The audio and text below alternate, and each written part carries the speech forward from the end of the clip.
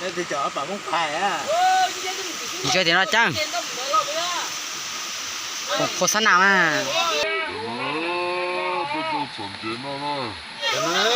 Bây giờ sẵn chế nó thôi. lấy trên xuống rồi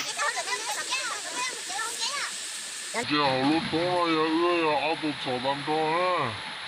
Giờ lúc đó là ơi auto chở đám cho ha. 어디 Cấp thay đồ bể của mà có dân nào đó.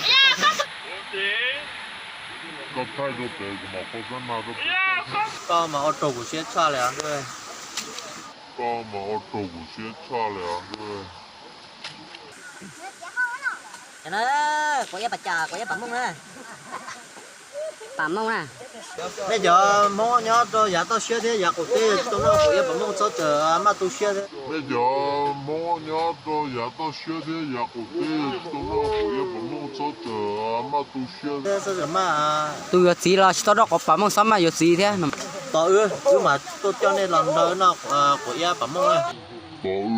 nhưng mà tôi cho nên làm đó nó của em bà mua cho nó tao chia nó tao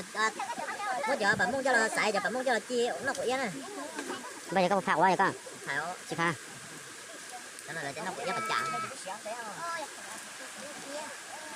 không phải chú chỉ bàn bơ cú sai thằng không nó chỉ ít tu cây tu cú sa cú sai thằng không nó chỉ ít tu cây tu cú sa